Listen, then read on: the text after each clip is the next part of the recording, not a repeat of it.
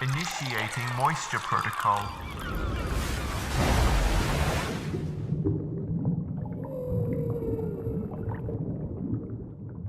Welcome to the Moist Meter. I saw Truth or Dare a couple days ago, and I've been debating with myself whether or not to even give a score to this pile of shit.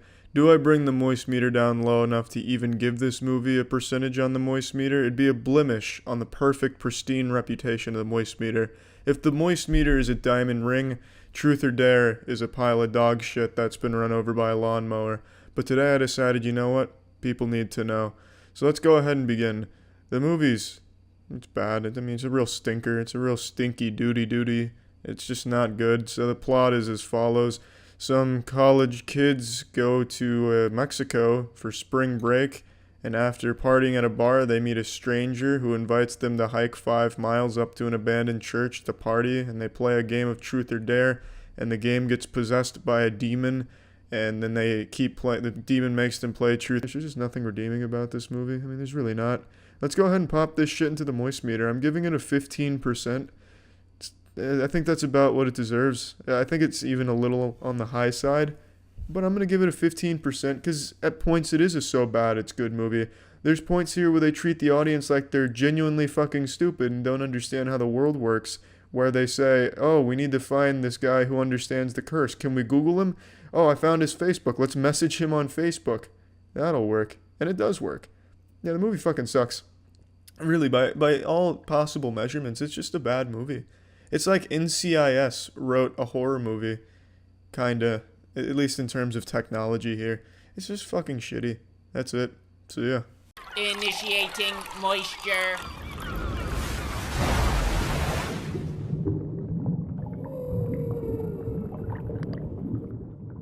Welcome to the Moist Meter. Let's talk about Unfriended Dark Web. It's shit. It's real fucking shitty. I don't think anyone expected it to be good, but I don't think anyone expected it to be this shitty. Somehow the first Unfriended is better than this one.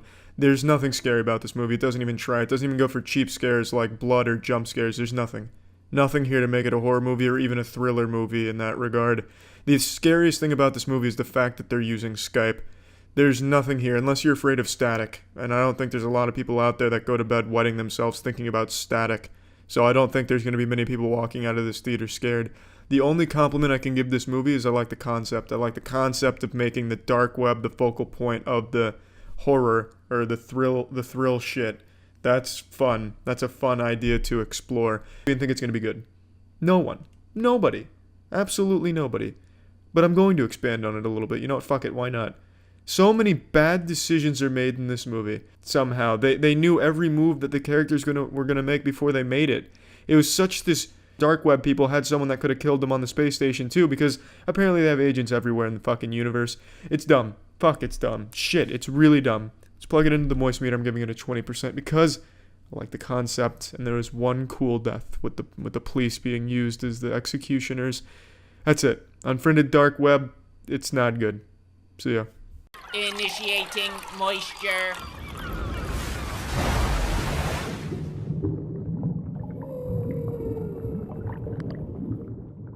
Yeah, Ma's not a good horror movie. I don't even know if it's supposed to be a horror movie. It's more of like a character-focused drama movie, which it also fails at executing well.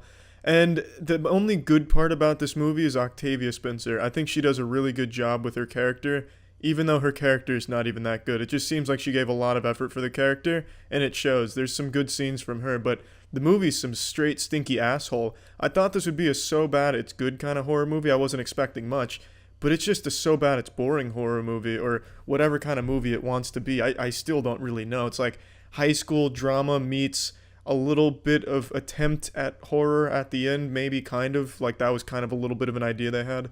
It just doesn't work in any level. The writing is horrible. The kids' dialogue, like the high school kids' dialogue is nuts how bad it is. It's impressive how bad it is, if I'm being honest with you. It's like an old man went on Twitter and just searched lit in the search bar and then just took all of the slang and all the lines he could find under that in Twitter and put it as the dialogue for the characters here. It just doesn't work. It feels wrong. I know I'm getting kind of old now, but there's no way people talk like this or make these kind of decisions. It's nonsensical at points. For example, they're partying at Ma's. That's not a spoiler. You see it in the trailer. That's the entire point of the movie. I'm not spoiling shit. Don't you get on me. Put that limp dick back in your pants. Not spoiling it. And now, spoiler warning, this will be a spoiler to demonstrate just how dumb the characters are. Probably the dumbest I've seen in a horror movie or whatever, in a fucking general movie in a long time. This is a spoiler. But if you're going to Ma for a plot or anything at all, you're definitely going for the wrong reasons and should probably save your money. I'm doing you a favor. Ma pulls a gun on one of the kids that goes to their house. The first time they're going to her house, she pulls a gun on him and tells him to get naked. He does. And then she laughs. Is not good. There's nothing well written in this entire movie. The only thing that works is by accident that they cast Octavia Spencer, who is good with this material and makes it work. So, is laughing half the time. I don't mean at the comedy in the movie. There is comedy in the movie, and it's not bad. Sometimes the comedy's pretty damn good. But I mean during the parts where it's supposed to be, you know, a bit disturbing or a bit spooky and scary and maybe even a little unnerving. That's when people were laughing the hardest. Because it's the most cliche generic attempts possible, that you almost have to feel like it was made ironically by the directors. But it's not, because the rest of the movie makes it clear that there's really no self-awareness with just how bad of a horror movie this is. It just doesn't work anywhere.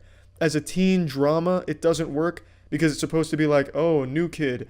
New kid's gonna get picked on and stuff. Nope, new kid's already the most popular kid in school, and now she's drinking and partying.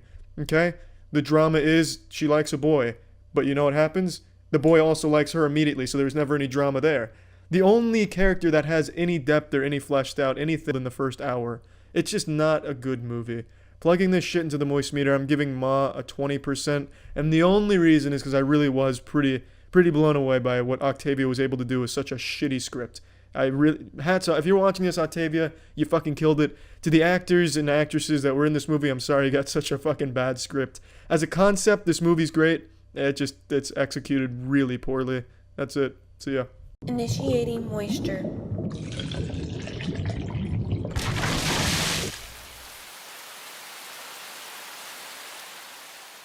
Today at the Moist Meter headquarters, we've received a specimen of pure dryness, pure filth. Truly, just a polluted, contaminated pustule of shit called Wish Upon.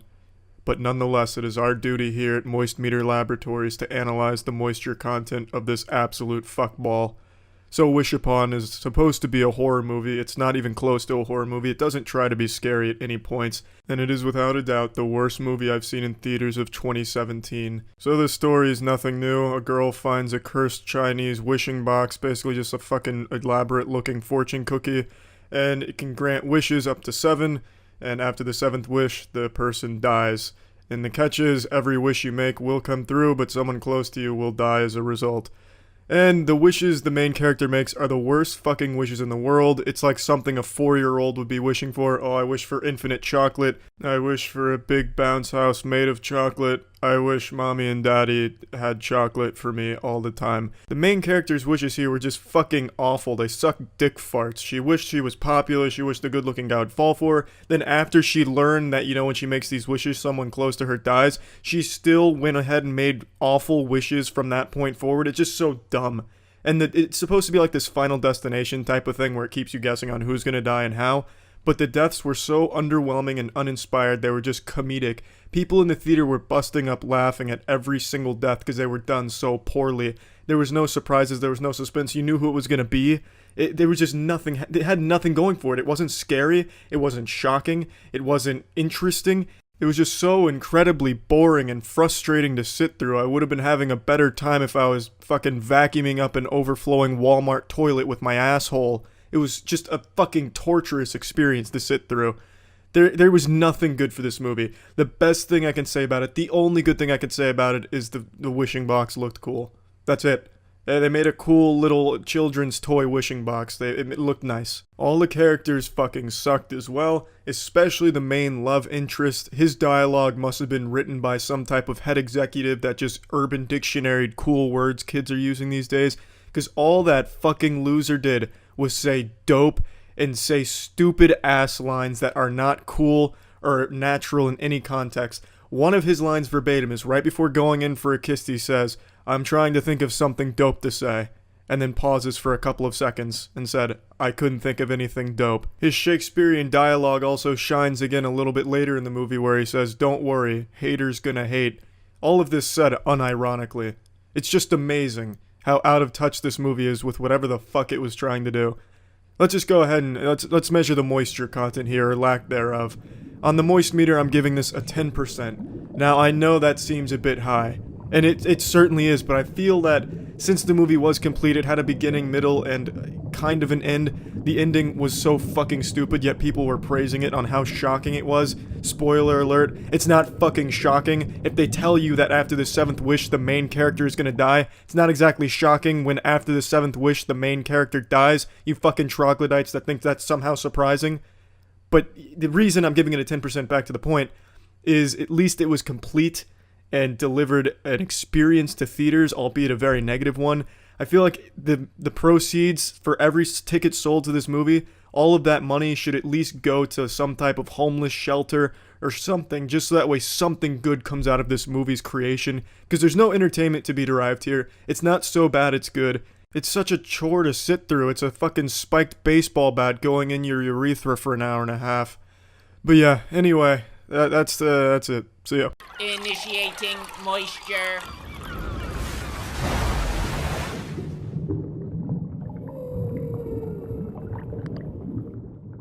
Welcome to the Moist Meter. Today we're looking at Brightburn. That's the evil Superman movie. I fucking love that concept. An evil Superman movie that's R-rated and ultra-violent and gory.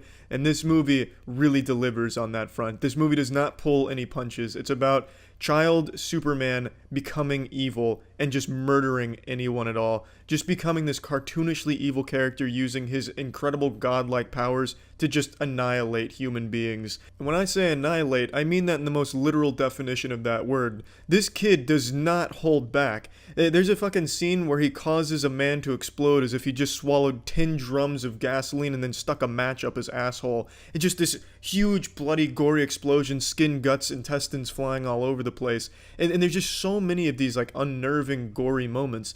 Gore, I think, is sometimes just overused as a crutch for a horror movie where it's just supposed to be, like, the shock. You know, there's always, like, the eye scene, and this is guilty of that trope as well. But in this movie, there actually is some unique plays with gore and showing you really gross things. And I didn't expect that because the lead is a kid. It's child Superman, but evil child Superman. His costume makes him look like Quail Man from Doug.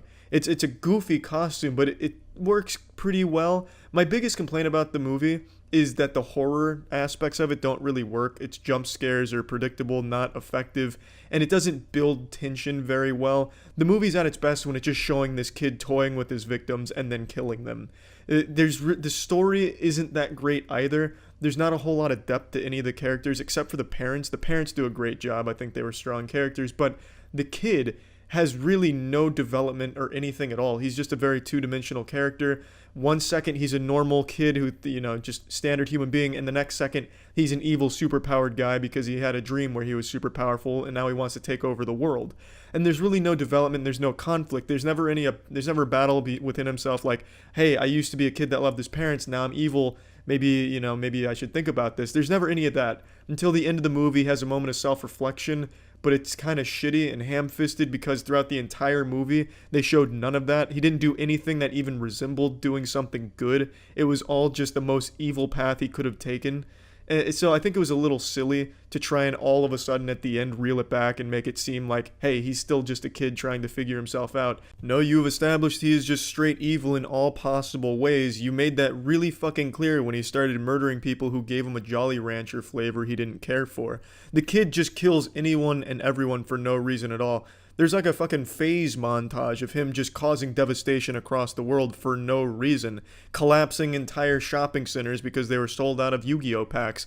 He just kills everyone and anyone. There was never a moment throughout this movie where he struggled with what's good and what's evil. He committed to just being evil. So I thought it was silly that at the end they'd try and make it like, oh, maybe he's good. Because it just didn't work at all.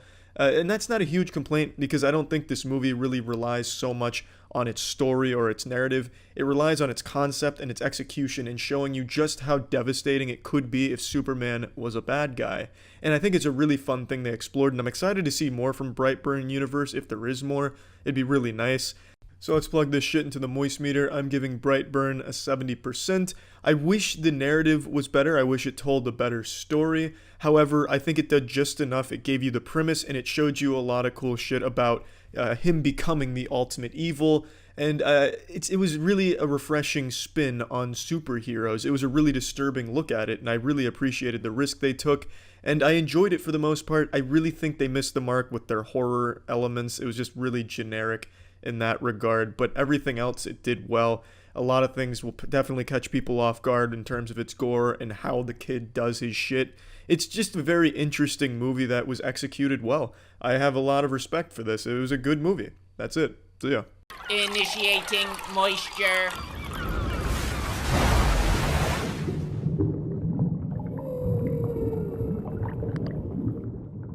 Seeing Midsommar was a genuine waste of time, and it actually sucks saying that because Hereditary is what I consider one of the best horror movies of the last decade, and this is a movie from the same visionary that brought us that.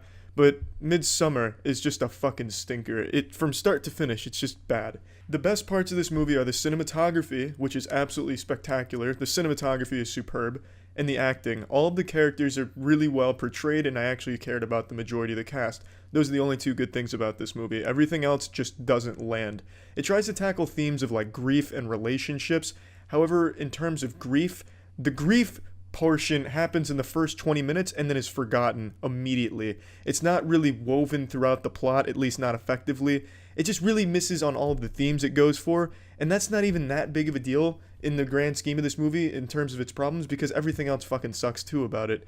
The movie is it's around 2.5 hours, and I'd say at least an hour and a half of that runtime is spent either sitting down, standing still, or walking in slow motion. That is the majority of every single scene in this movie. It is unbearably slow, and I'm fine with slow movies. I love the tension building shit, but in this movie, the majority of the scenes are awkwardly sitting around a table waiting for someone to eat. So you have all these characters just sitting there looking at each other, looking back and forth, or looking blankly. And as an audience member, it's there to try and build tension, like, oh, what's going to happen? When's the tension going to break? What's going to happen? And then nothing happens. That's the big surprise. Nothing happens. That's the payoff. It just fucking dragged out. And this movie's marketed as a horror movie, and that's a criminal offense. This is not a horror movie, nor does it want to be in any part. When it tries to do something that even looks like it's inspired by horror, it's done off-screen. Everything that could even be misconstrued as an attempt to unnerve you or be disturbing is done off-camera. What this movie does do, and I'm going to give away this scene, I hope it's not going to be considered a spoiler. What this movie does do is make you laugh at how bad its attempts at unnerving you are. The last 30 minutes, maybe even 40 minutes, no exaggeration, were spent in tears of laughter from my audience at the movie theater. I was laughing pretty fucking hard too. Let me paint the scene for you, a scene from the last 30 or 40 minutes. There's two people having sex. In front of them, standing around them in like a fucking football huddle going over plays, are naked women chanting. It's an a cappella of sex as two people fuck on the floor. And as they're having sex, the a cappella turns from singing and chanting into an up-close and personal singing into the man's face as he's fucking the girl. Once that's over, they then begin moaning in different harmonies, a moaning a cappella. When that's done, one of the women starts pushing his ass cheeks so it gets deeper in the girl's vagina. And this scene goes on for, no joke, at least 10 minutes of uninterrupted just goofiness. And I believe it's there to make it like an unnerving thing, like, oh man, this is the big payoff. This is the crazy shit that's going on. Look how crazy this cult is, how disturbing. But what actually happens is just a really comedic 10 minutes that you're gonna spend either smiling or just feeling really embarrassed. I felt fucking embarrassed watching this movie a lot of the time. And the second that scene's over, it goes into another goofy scene where the dude's running around naked with his penis flopping everywhere like the pendulum in a grandfather clock, and then he runs into a barn and sees something spooky. And then, it goes from there, just stays bad. The whole movie just doesn't land.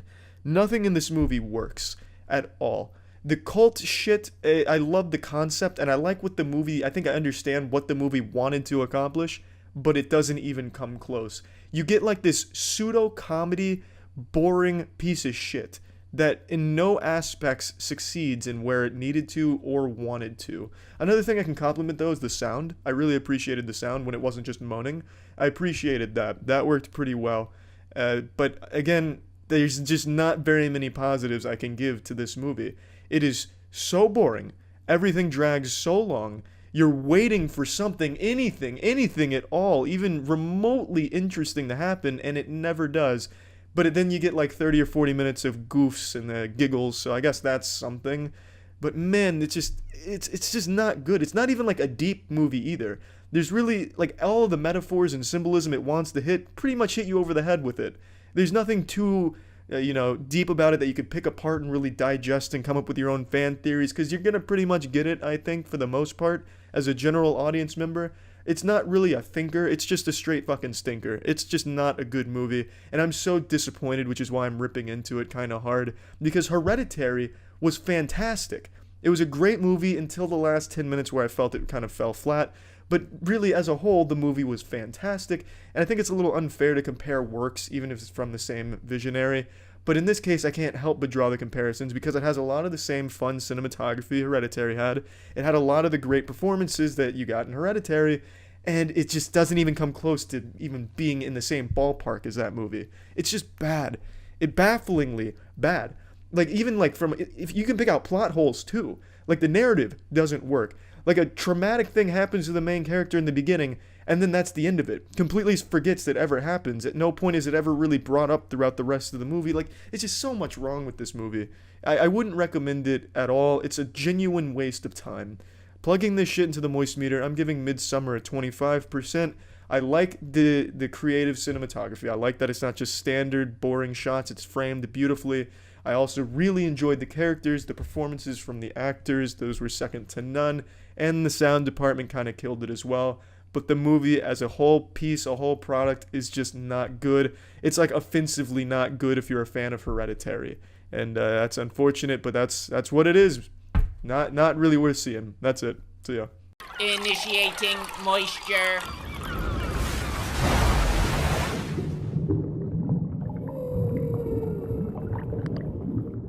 Welcome to the Moist Meter. Today we're taking a look at the new Halloween movie, Halloween Kills. I wasn't even going to moist meter this movie initially, because by the time I finished it, I had already began forgetting some of it. It was just a really underwhelming movie. But I decided that it was probably worth talking about because I find it so underwhelming. Let me just start with the good things here. Best things about this movie are just when they're doing mindless killing. Like, they very much seem self-aware of how goofy and over-the-top their shit is, that it becomes enjoyable. I can really appreciate a bad good movie, and I really think a lot of times this leans hard into bad good. For example, there's a character that comes at Michael Myers with a pistol, and they do that same cliche shit they do in every action movie, where someone with a gun for some reason tries to shove it up their fucking butthole and shoot them instead of just like stand back a little bit and start shooting. So they go up in like fucking slapping range there with their pistol, and Michael Myers just kicks a car door at them. It hits the gun and they shoot themselves in the fucking face and blow out their brains. Like, it's really goofy. And there's a part where someone's trying to strangle Michael Myers with a Halloween plastic stethoscope, like an Easy Bake Oven stethoscope thing, you know, like that kind of children's toy, and then he gets stabbed in the eye. Like, it's very goofy, and that's when it's at its best. But it also tries to deliver a message and utterly fails. So it tries to bring home this idea like mom mentality is bad, but it's shit at doing that. So really, to me, the only like redeeming thing about Halloween Kills is when Michael Myers is just mindlessly killing people for no reason all the time. The majority of the movie is spent with those kills. So if that's what you care about, like just a bunch of fucking gore and violence and shit, you will be very happy with this movie, I imagine. And I found it to be enjoyable, but I also think the movie as a whole is kind of stinky. So first off, I just want to say, Laurie Strode, who's probably the most important person in Halloween, and extremely important in the last Halloween movie that this one directly follows, does fucking nothing in this movie. Quite literally, she does nothing. She just lays in a hospital bed, talking about how much pain she's in. I mean, yeah, she got stabbed and everything, so obviously she's gonna be in pain, but she does fucking nothing. At all. The closest thing she comes to contributing anything to this movie is she knees a random extra in the stomach. Like, there's a doctor running by and Laurie just grabs him and knees him. And then she's like, ow, my stab wound opened, this was a bad idea, and starts rolling around on the floor screaming. That's like it. And then she gives a monologue about fear. And that's all she does.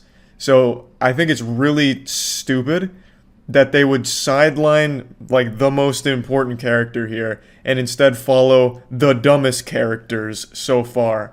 So, like I said, the message is mob mentality's bad. And you can basically sum up the majority of this movie outside of the killing as just a town of actual imbeciles, just actual fucking idiots. So, there's one guy in particular who starts the fucking catchphrase, "Evil dies tonight." And you will hear that a million times in the second half of this movie. Evil dies tonight. It's basically the town is tired of Michael Myers killing people, so they're gonna do something about it. They're gonna kill Michael Myers. Evil dies tonight. And they just keep shouting that. Eventually, innocent people start getting hurt, and chaos erupts. And I want to say right away, like, yeah, it's a great idea. You know, get the townspeople, get the vigilantes out there to take them down. Why not? You know, at least try and fight them. But no one really arms themselves with anything that makes sense. Like, the main guy has a baseball bat, like, okay, that's kind of logical. And then someone else gets, like, a pillowcase of bricks. Someone else just uses, like, brass knuckles, like, okay, yeah, you're gonna fight it with brass knuckles? Someone else, I wouldn't be surprised if they brought a hula hoop to the mob justice scene. Like, they just start bringing goofy items to fight Michael Myers with. Even though they were, like, planning to kill him for a long time, they could have, like, prepared, like, find like maybe just a brick that you could start throwing at him. Like, that'd be better than just bringing like brass knuckles and shit. And it's really dumb. And the main guy that you follow here is Tommy, and the way he recruits people into this is really silly. Like, there's a scene where he just drives up to a gas station and just starts talking to strangers. He's like, "Hey guys, you want to murder someone tonight?" And they're super down. They're like, "Yeah, who the fuck are we killing? You know, let's fucking ride." Like, "Yeah, we're killing Michael Myers." Like, "Oh, goddamn, yeah, let's go kill Michael Myers. I've had enough. You know, that tomfoolery, I'm tired of it. Let's get rid of Michael Myers." It's like everyone in this town is super ready to just kill somebody. They just needed an excuse and a target. It's so weird to me. Like, they don't do a good job of building their message that mob mentality is bad. And maybe Michael Myers isn't just a really scary guy. He represents a very scary thing, which is fear itself. They do a horrible fucking job with it. So I really think everything aside from just Michael Myers killing people is really poorly done. And I really don't think it's great. Like, it's not like he's doing anything creative. He's just randomly stabbing people all the time. Like, there's no real tension that builds in this movie. It's just, oh my god, Michael Myers is hanging out at the dumpster, and now he's stabbing that woman. You know, it's not like there's any kind of like, oh my god, I'm on the edge of my seat, where the fuck is Michael, what's about to happen? Like, you basically see him the whole time as he slowly walks and stabs somebody. It doesn't really get very creative, and it doesn't even really try.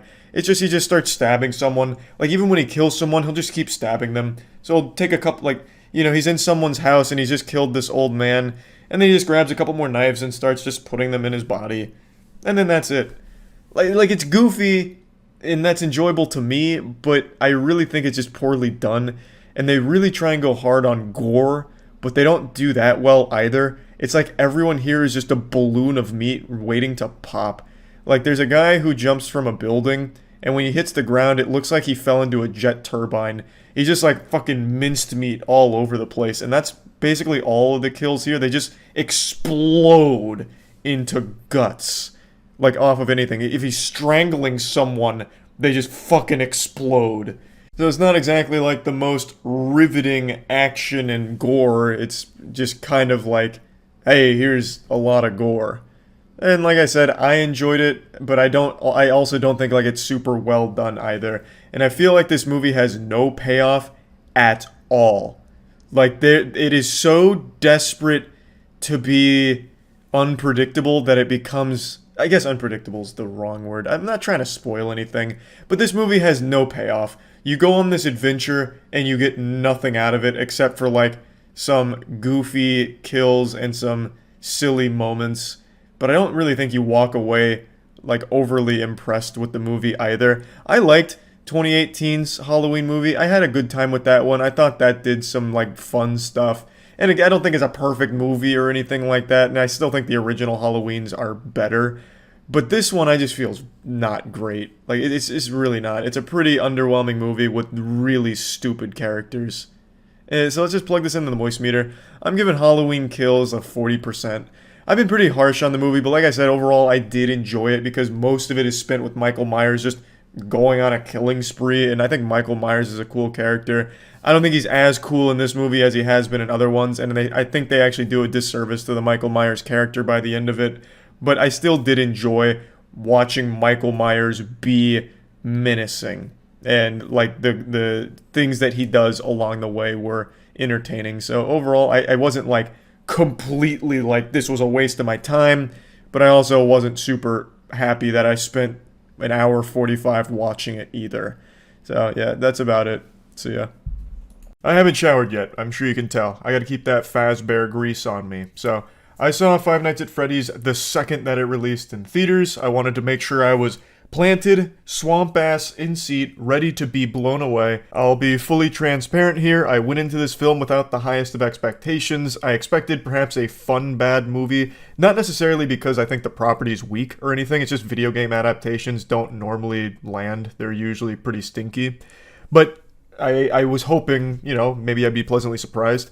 And to a certain extent, I was. This is going to be an extremely hard moist meter to do without spoilers, because a lot of what I want to talk about is very spoiler heavy. So, I'll go ahead and get this out of the way as well. I'm not the biggest Five Nights at Freddy's fan. I've played a handful of the games. Mainly, I speedrun Five Nights at Freddy's Security Breach. That's like my big venture into the franchise. I know enough about the lore to understand what was going to be going on here, as well as like the references and the characters and everything. And when I saw the film as flopping with critics, I kind of understood why, because it is a pretty deep, rich lore that I feel one movie isn't going to be able to do justice to get people brought into it. And so I kind of went in here expecting that this will be a movie Five Nights at Freddy's fans are going to love, and anyone who's not already a fan of the property is going to hate.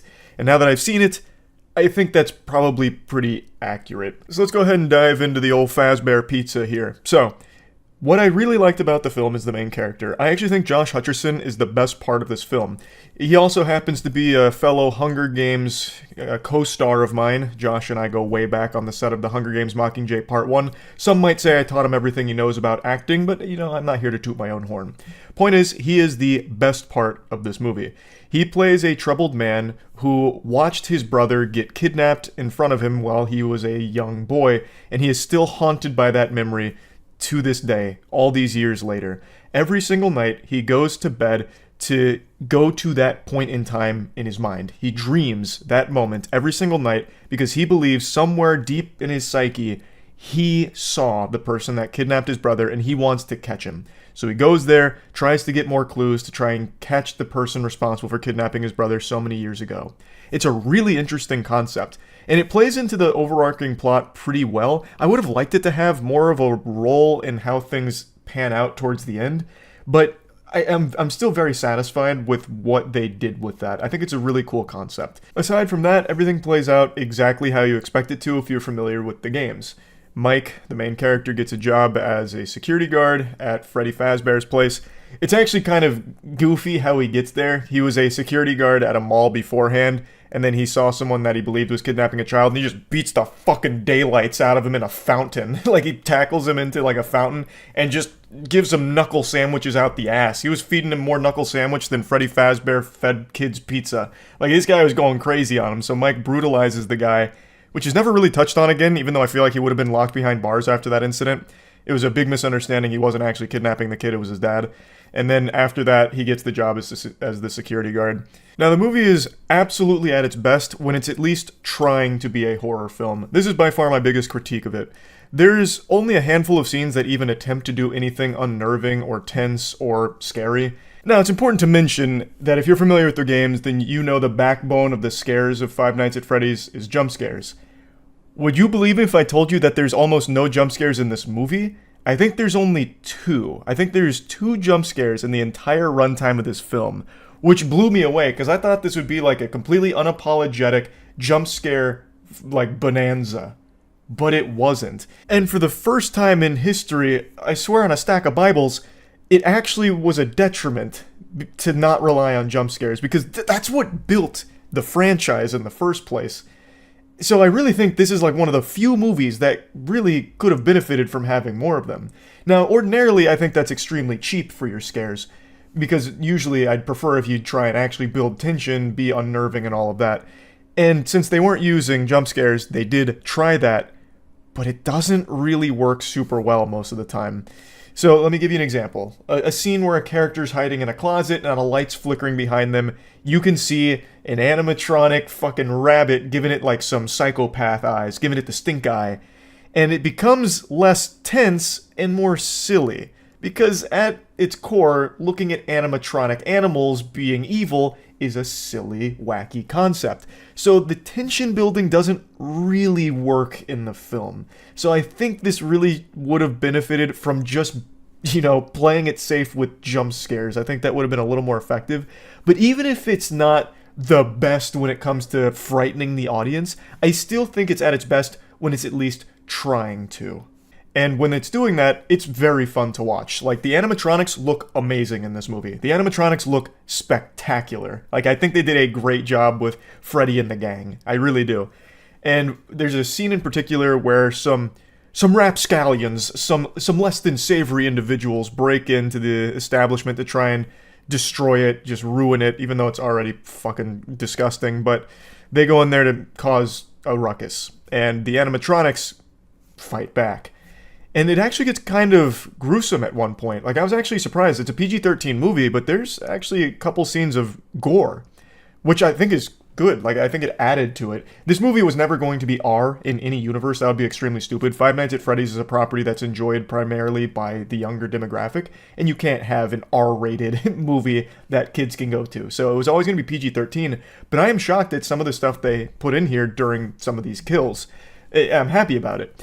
But when they're not doing that, they're basically treating this movie like it's Five Nights at Freddy's fanfic that they found on Tumblr, complete with some cameos that drop their famous lines here and there, as well as like an entire sequence dedicated to Freddy and the squad building forts with Mike and his sister Abby and a cop named Vanessa. It becomes like a summer camp thing for a little bit.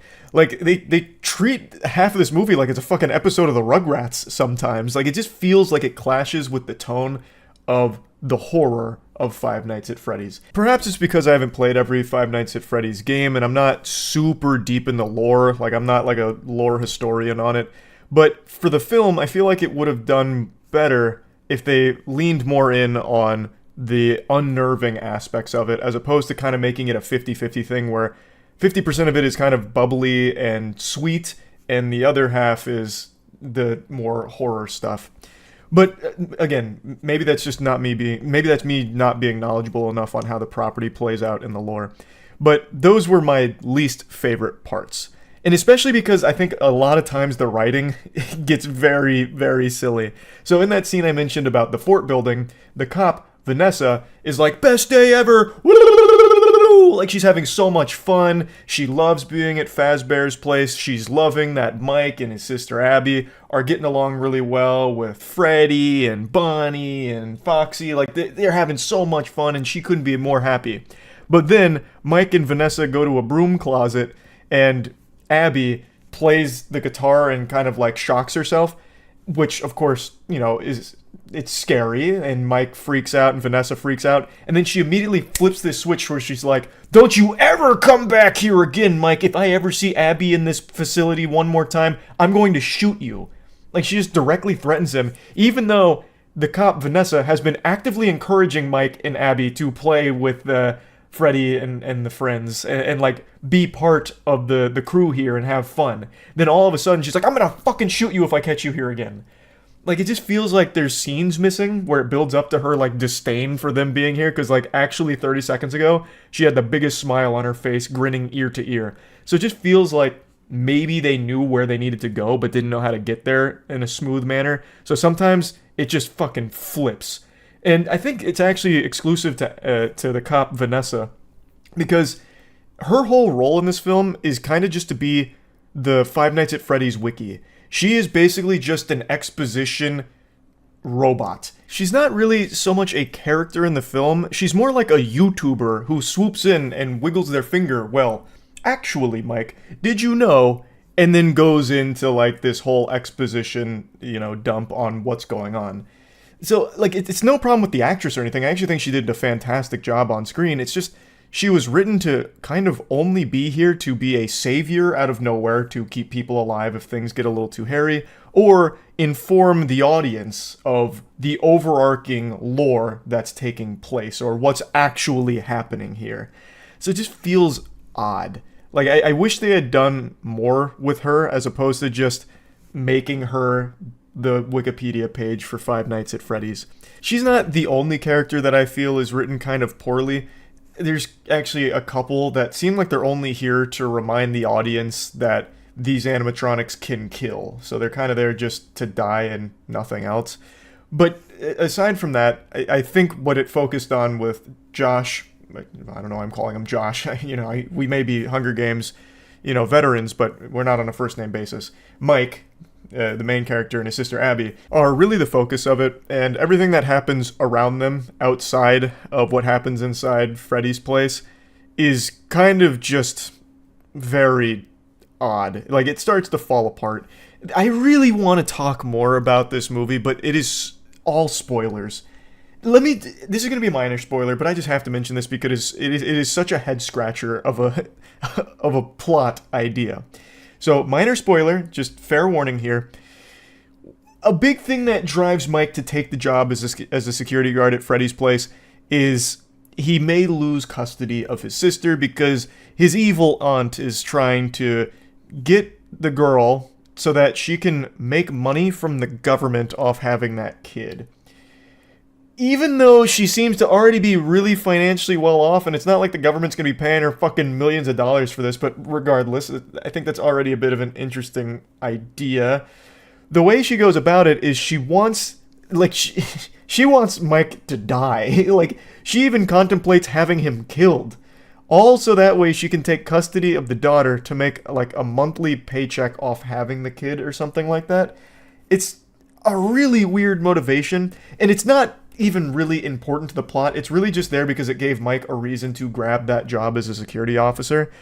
But aside from that, it's just kind of dumb and gets sidelined pretty quickly. She herself is also not really a character in this film. She's just here to be like a cartoonishly evil presence that kind of, haunts the place, basically, where she's there and she's on screen to be hated, and that's it. I'll stop going into spoilers. There's a couple more things that I'd like to say, but that would be way too much in the spoiler territory. There are things I liked, there are things I didn't like. Overall, this is a film that I am confident most Five Nights at Freddy's fans are going to enjoy, and I'm also confident if you don't like Five Nights at Freddy's, this doesn't really have a whole lot for you to get you invested and make you a fan.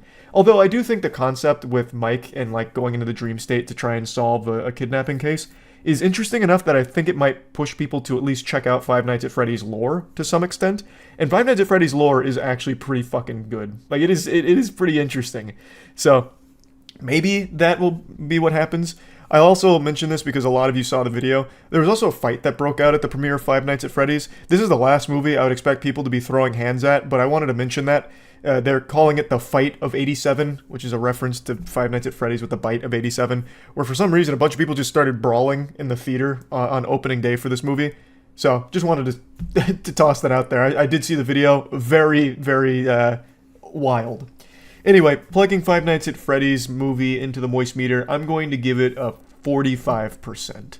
I think it is not a bad film, per se. I think there are bad moments, and I think there are things that weren't executed as well as they could have, but I do find it to be enjoyable enough that it was worth watching. When I initially left the theater, I was a lot less enthusiastic about it than I am now, mainly because there is just like a period of it where it just kind of becomes a slog to get through, and it clashes with what I think the tone probably wanted to go for.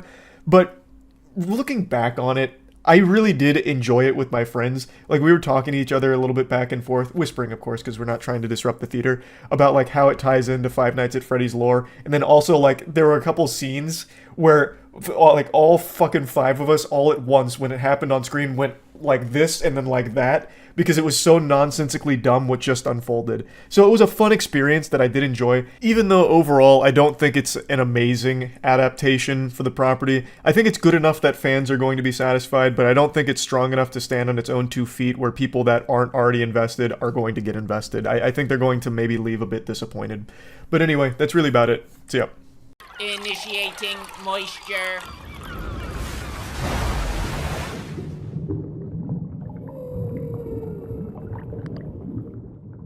The curse of La Llorona suffers from its own curse, the curse of shitty horror movies that still get pumped out.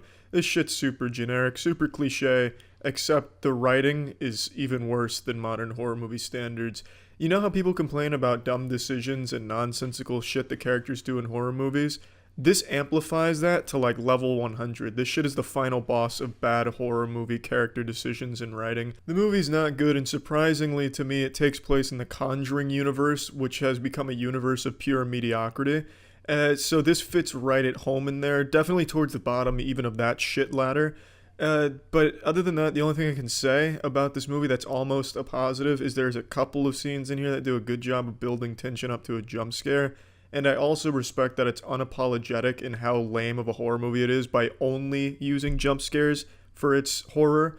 The movie has more jump scares than any horror movie I've ever seen, and to a certain degree I respect that shamelessness. You know, sometimes horror movies try to make an actual scary movie with shit that doesn't need jump scares, try and build tension properly, or try and, build a world that's scary. This director says, suck my fucking asshole, I'm just gonna use jump scares, and that's what he does. And sometimes the jump scares weren't bad. I mean, all jump scares are pretty much the same, it's just a loud noise, but they weren't like horrible. There's so fucking many of them, a couple of them are gonna land. That's about the only thing that I can even kind of give as a positive, but most people don't even like jump scares in horror movies because it's so tired and overused.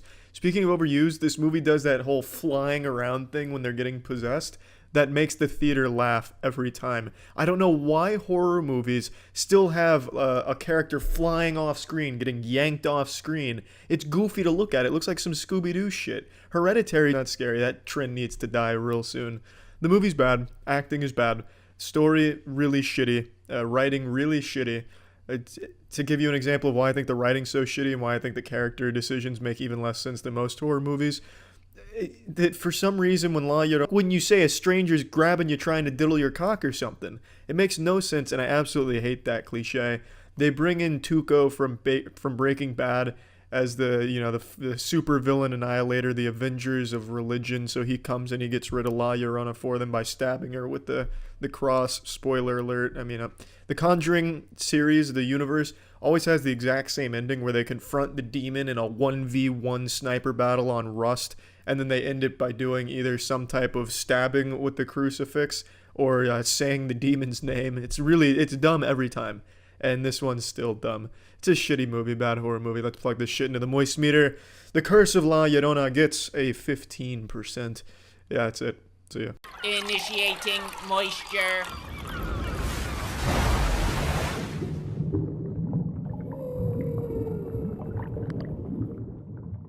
Modern horror movies suck shit, but they're always entertaining to watch, in my opinion. Welcome to the Moist Meter. Today we're looking at The Prodigy, the latest modern horror movie. This one's actually not nearly as bad as most of the other big ones. This movie is two movies, in my opinion. There's a good horror movie, which is the first half of the movie, and then there's a generic shit show horror movie, which is the second half of the movie. The premise is super interesting. A boy gets an unwanted reincarnated visitor inside his mind, and then he has to battle to control the body. And the parents have to decide whether or not that's their son or a serial killer that's inhabiting his body. It's a really interesting premise. I really enjoy the premise, and I really like the first half of this movie. It does a great job of building some tension. It pulls no punches. It gets creepy. It seems very mean-spirited. And then the second half is, wow, look at everything we took from every other horror movie of the last 20 years that you guys don't like. You guys aren't happy about that? What do you mean? The movie fucking sucks in the second half. I'm just going to get that out of the way. But in the first half, uses some genuinely creepy moments, some good tension-building moments. It's really... if this movie just had the same intensity and the same direction as the first half, this would be a pretty goddamn good horror movie, on par with Hereditary, in my opinion. The creepy child horror movie thing is nothing new. But the premise of having it be a reincarnated serial killer, like an actual human soul, instead of a evil demon out here looking for blood, cum, and tits, that's a nice spin on it, to not just go that route. And they do it, kinda, is that the dog's gonna get killed. Spoiler alerts, anytime a horror movie has a dog in it, it's getting fucking murdered. And I hate that. It's such a cheap, lazy way of making the audience feel like, damn, that's some evil shit. It is so goddamn generic and tired. I don't know why they keep using dog deaths to cement the idea of the first half that they shit all over in the second half. One thing I want to commend, though, is the jump scares in the first half of the movie, and I don't care for jump scares. I don't think anyone does. They're not scary. It's just startling. But here, they used a few jump scares really well that I didn't expect and I thought were really well executed to really cement the idea of that might not be your kid, or maybe it is. It plays with the audience, and I think that was really good with how they used those scares. Overall, the movie is better than most modern horror movies, and it could have been a lot better if they didn't, switch directors or something at the second half of this film. Let's plug this shit into the moist meter. I'm giving this a 40%. I don't think they switched directors, by the way. I guess the dude just decided he didn't want to make something good or some shit. Couldn't tell you. But the movie is not bad. It's not a bad horror movie. It really isn't. It just falls apart. Absolutely falls apart at the end. And that's it. See ya. Initiating moisture.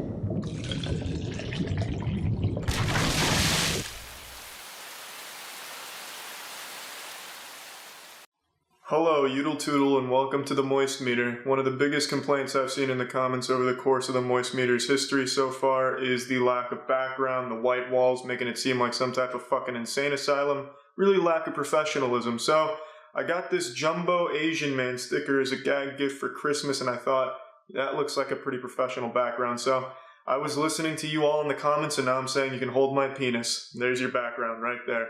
So today on the Moist Meeting chopping block is the new Insidious movie, Insidious the Last Key, or Insidious 4, or as I like to call it, Insidious Bore. It is a boring horror movie. If you have watched horror movies over the course of the last decade or so, we're going to go through the checklist of what makes them all bad, and Insidious has all of those shortcomings. Horrible plot that makes no sense, check. Bad characters, check. Bad writing, check. Bad dialogue, check. Characters that make the stupidest fucking decisions in every possible situation, check. Now here's where Insidious really starts to excel in these horrible areas. Soundtrack, sound effects. In the Insidious movie, anytime anything at all happens, it sounds like a fucking sack of potatoes gets dropped on a grand piano keyboard. It's obnoxious. It's silly. It's comical more than anything. I just spit everywhere because I'm fucking disgusted by this movie. It's just not good, and it's insulting to the viewer hearing these horrible sound effects as an attempt to scare or startle you. It's dumb. Let's go back to the checklist. Over-reliance on jump scares, check. Entire reliance on jump scares for scariness, check. Now let's branch off of the checklist again. This has some type of dumb, stupid fucking sci-fi subplot. It's not really a subplot because it's the whole fucking movie towards the end where they go into the further, which is kind of like lucid dreaming, except, the further. You're astral projecting yourself onto assholes. And they have superpowers here, and it's so fucking silly to watch. It's just silly. Downright fucking dumb to listen to, it's dumb to watch, it's stupid. I've seen all the Insidious movies up till here. I never thought that series was particularly strong, and this movie is the worst one. It's by far the worst one. And I know a lot of people are going to fight me, oh, but Insidious is fucking great. It's groundbreaking. They really connected shit with horror and made a horror shit show, which I will agree with. But what I'm trying to say is this is just bad even for Insidious. Everything about it was bad. Except for a couple things, which I'll mention real quick. There's a few scenes that I thought did a decent job of building tension before they completely ruined it with a horrible attempt at a jump scare or a bad joke. And I think their villain in concept was cool, but not in practice.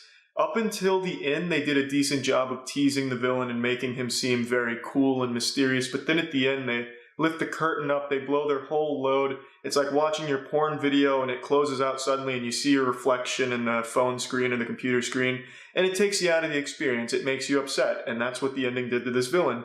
They just showed the villain in all of his redneck inbred glory. He looked like some type of Hills Have Eye abomination, fucking mutant thing, and they made him almost human to a degree. It just kind of became, this guy's just, an annoying neighbor that likes to watch people fight. And he also has super strength. And spoiler alert, he gets killed in the most boring way. An old lady smashes a lantern on his chest and it acts like some type of fucking nuclear detonation, like a Kamehameha wave. He's gone. Then they also did this really loose tie-in to the first Insidious movie, which was just fucking silly. Spoiler alert again, I don't mean to ruin it for all you Insidious diehards out there, but I need to talk about how dumb it is. So they open a door which opens up into Dalton's attic where, he enters the further. But it's really silly because they open the door, they see Dalton there, and then they just walk away, leaving the door wide open. But they have like 3 seconds of just blankly staring at Dalton before leaving. It's like they made a conscious decision to just leave this door open for this little kid to explore. Fucking silly. They're supposed to be the good guys here, and they just condemn this Dalton kid to, getting possessed and shit. It's dumb. Everything about this movie was dumb, except for a few times where I was like, that's not a bad scene. But those were so few and far between, I wouldn't recommend this to even the biggest Insidious fucking soft-cocked fan. So let's plug this shit into the moist meter. This is a 20%. It's really bad. Under no circumstances would I encourage anyone to see this, no matter how much you like the Insidious franchise. It's really bad. It was a big waste of time. It was kind of fun to hear the audience's reaction, only because there was one dude who every time there was tension building up, he'd just throw his hands up and go, "Oh, hell no." And that was fun. He made it fun. So I'm giving it a 20 because that guy made it fun.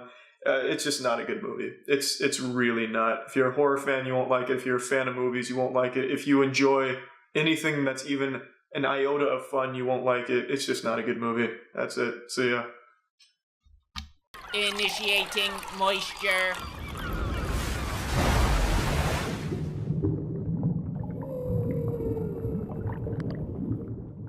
Welcome to the Moist Meter. Today we're looking at the new Happy Death Day. It's not as good as the first one.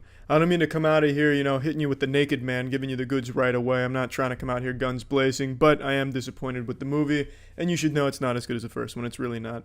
I really liked the first one, caught me by surprise. I expected it to be shitty, turned out to be really good. This one, it's not. It goes in a completely different direction. The first one was more about a self-aware pseudo-horror slasher movie that was just kind of emotional and fun. This one is entirely nothing to do with anything horror or slasher related and is more about science romantic comedy.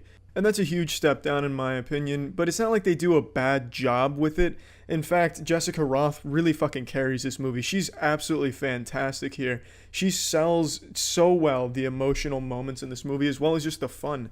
I really enjoyed her character. I think she does a great job. So it doesn't miss. It does the comedy well. It does the emotion well, albeit for a few, 9 out of 10 times in this movie, she just kills herself.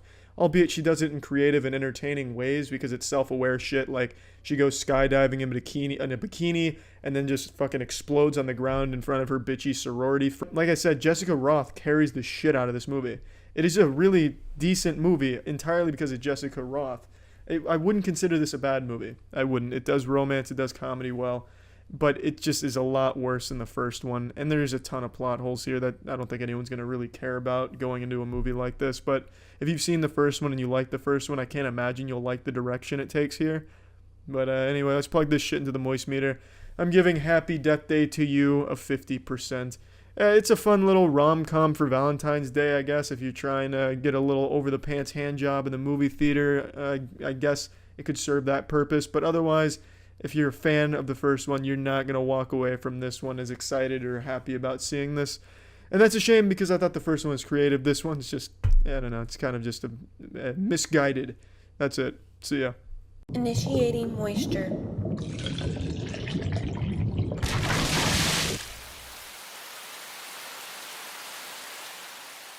Moist meter, Jigsaw. Those are two different words with two very different meanings. But today they'll collide in the Thunderdome when I analyze the moisture content of the new Jigsaw movie. This is the first new Saw movie in 7 years after the series started to fall apart and become this fermenting shit stain on the movie industry. Used to have yearly releases of Saw, kind of like Call of Duty with about the same amount of quality, and they decided to take a 7-year hiatus. But have they learned anything with this new entry? Not really. It's pretty underwhelming. So the biggest problem is it's full of plot holes. There's plot holes out the asshole in this movie. Also, you just have to accept that Jigsaw is omniscient. He knows everything. He's like Santa Claus. He's made a list. He checks it twice. He knows who's naughty or nice. He knows everything you've done. He knows every time you've jerked off. He knows where you've hid your cum. He knows it all, and he'll use it against you. It's kind of reaching with how much knowledge he has. It's pretty unrealistic. But I guess the series doesn't really go for something super realistic, which is excusable. Another major complaint I have about this movie is it's the same one I had about the new Death Note movie. Everyone is like a balloon of meat that's just one small inconvenience away from popping in a gory explosion. If somebody accidentally gets a toothpick in their hand, their whole hand's coming right the fuck off. It's just laughable at points, especially at one scene in the movie where two cars collide and the second there's an impact, they both explode in an extravagant explosion like someone dropped a fucking nuke on them. It's just laughable. I'd already mentioned the plot holes, and I need to re-mention that because there's a lot of fucking plot holes here. And the story, it's pretty decent, actually. I think the story itself is pretty interesting, and the twists at the end are not bad. Some of them you can kind of see coming, but it leaves so many questions that you're just not going to get an answer to and just have to accept they forgot about it. And that's your answer. They just forgot, and they don't have an answer for you. The games are also pretty underwhelming. There's nothing too unique about the games. They've also toned down the gore a lot, for better or for worse, but the games are the biggest problem with it. It's just not very interesting. The games kind of fucking suck, in my opinion. There's also some bad CG that's thrown in there that'll immediately take you right out of it. And really, while I do think the plot is decent, it's nothing the Saw movies haven't done before. It's kind of a combined plot from two different Saw movies. I don't want to say which two because then you'll immediately guess what's going on in this movie, but it's nothing new. It's just done decently, but with a ton of fucking plot holes. I can't make that point enough. There is a lot of plot holes in this movie. Is it worth seeing? I don't know. If you're a fan of the Saw movies, you probably won't like this. If you don't like the Saw movies, but you like horror movies, and it's not really much of a horror movie, you might like this. I mean, there's really not a whole lot else to say, so I want to play a game where we analyze the moisture content of this movie by popping it in the state-of-the-art moist meter. It's a 30%. It's an alright movie. I think there's some redeeming qualities of it, and it definitely changes a little bit from the Saw series with the tone and the visuals, but nothing too exciting that's going to make you jump onto your seat and put pee-pee in your trousers while applauding the movie for doing something so new and great. It's an alright movie. It's a Saw movie. You get kind of what you expect, but a lot less of it. That's about it. See ya.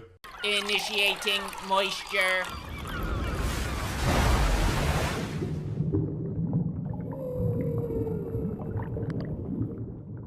Welcome to the Moist Meter. Let's talk about The Nun, which is the newest entry into the Conjuring cinematic universe, spectacle, whatever the fuck bullshittery they're trying to pull there, kind of like Marvel. In theory, I like the idea of a horror franchise all having interconnecting plots leading to a bigger overall showdown like the Avengers stuff. However, since the Conjuring movies aren't that great, it's very underwhelming. It'd be like as if the Emoji movie spawned a cinematic universe type deal too. It's just pretty fucking shitty, and The Nun is no exception, except The Nun is by far the worst of the entire franchise. I mean, I don't even know where to start.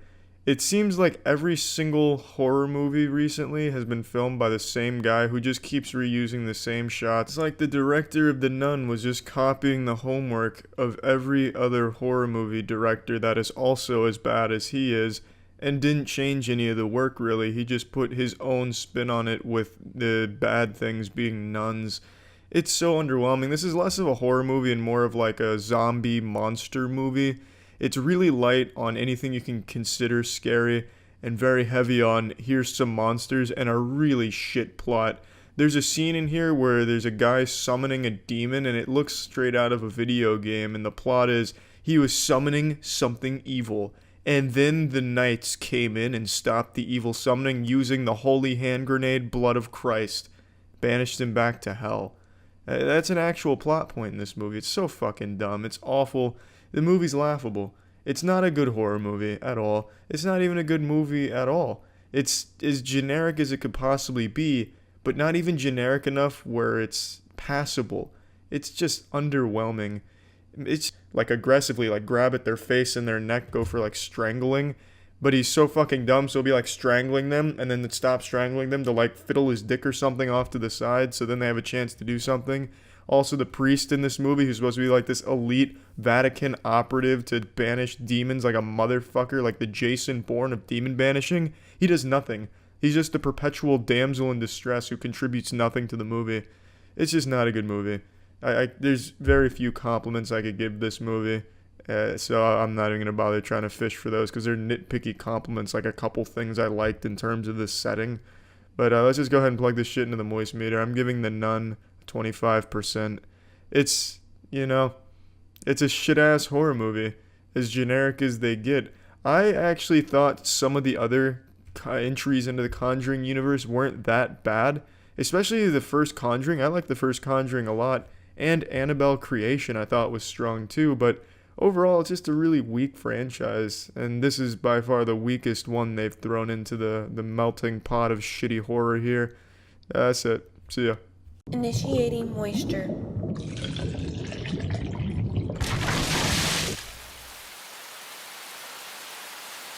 Winchester, how moist is it? A question no one's asking, but a question I'm going to answer nonetheless. It's not very moist, it's real dry, it's a real bad movie. I didn't like pretty much anything about it. It was a bad movie, I really didn't enjoy it. Let's go ahead and get into it. So, this follows the trend of all modern horror movies where it's inspired by actual events, inspired by a true story. This shit really happened in a marketing effort to make it scarier to the dumb people that would believe such a bullshit claim. Winchester says it's inspired by actual events, which of course is just filthy anus. Straight up, rotten, scummy anus.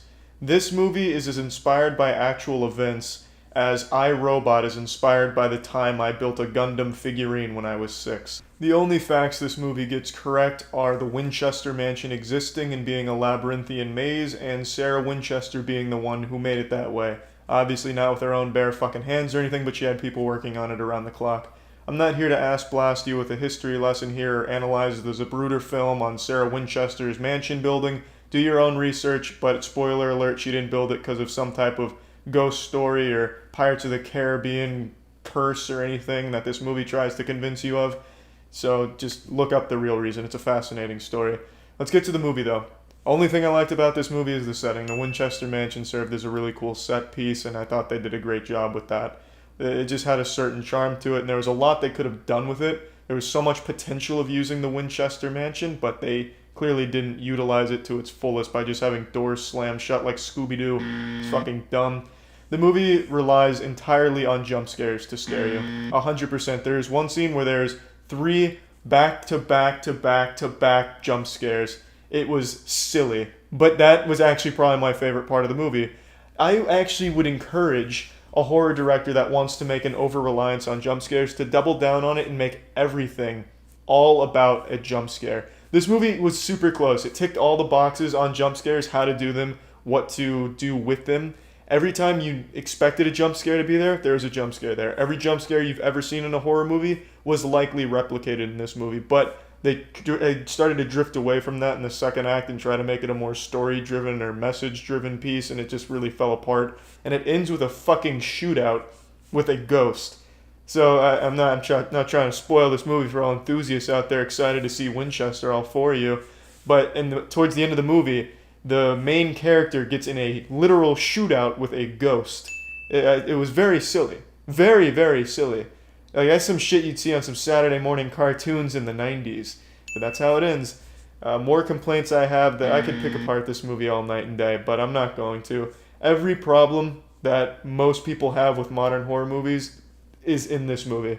They don't do anything well other than have a cool setting. The acting, I will say, that was pretty decent across the board.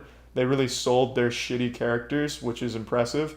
But there's just nothing here. There's no real mystery. There's just no real substance. It's a boring horror movie, which is surprising because everything was supposed to be about jump scares, and they still somehow made that boring.